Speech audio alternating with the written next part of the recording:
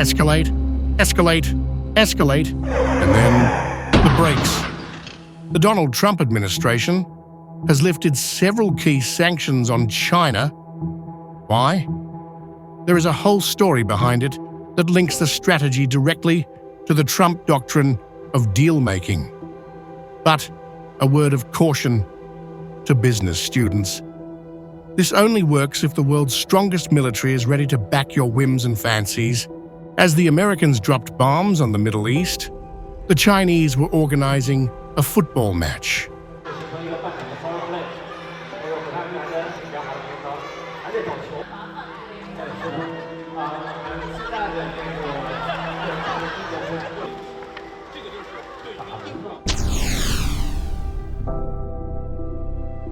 A war has just ended, and we are not talking about the 12-day Israel-Iran clashes. The US and China have been at each other's throats, and now a truce may have been reached. However, on one hand, Donald Trump claimed victory. We just signed with China yesterday, right? Just signed with China. We have everybody. We're not going to make deals with everybody. Some we're just going to send them a letter, say thank you very much. You're going to pay 25, 35, 45%. In the China deal, we're starting to open up China. On the other hand, the Chinese are seemingly less than enthusiastic. Xi Jinping's Commerce Ministry drew clear-cut lines.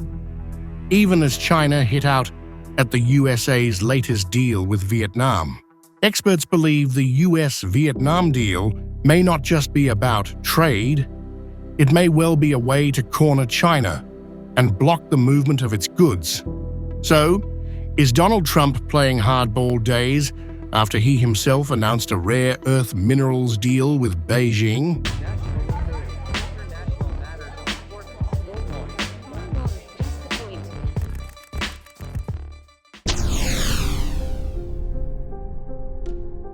The USA lifted several sanctions on exports to China on 3rd July. These include sanctions on chip design, software developers, and ethane producers. The lifting of sanctions is being seen as one of the biggest de-escalations from the American side after China allowed concessions on rare earth minerals. Remember, the US and China are competing in the race for semiconductor dominance. Unfortunately, for both of them, they need to work together, which is also very fortunate for the rest of the world. Synopsys, Cadence, and Siemens, 3 names that command over 70% of China's electronic design automation software industry market, so the dependence is clear. Siemens confirmed they had already resumed sales and support for Chinese customers. The company's shareholders cheered. It is not an unheard-of tactic from the businessman, known for strong-arming allies, but surprising rivals with strange, often seemingly lucrative offers. In fact, after decades of stalling, it was Trump's administration that portrayed to the world that a US-Iran nuclear deal was possible, and even just around the corner.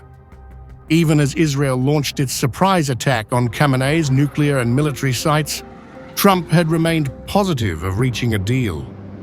Until, of course, the bombs dropped.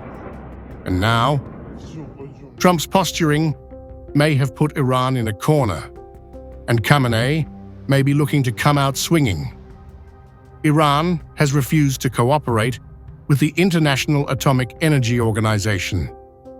The nuclear watchdog will now no longer be able to monitor progress at Iran's nuclear sites, even as its boss, Rafael Grossi, was denied permission to visit. While US has called the move unacceptable, it is clear it has also opened the doors for more Middle East bloodshed. They say there are 2 ways to stop a car: either put on the brakes or put the pedal to the metal, and eventually you'll stop one way or the other. That seems to be the Trump doctrine. Make war for love. Or does the American president follow a simple escalate to de-escalate matrix?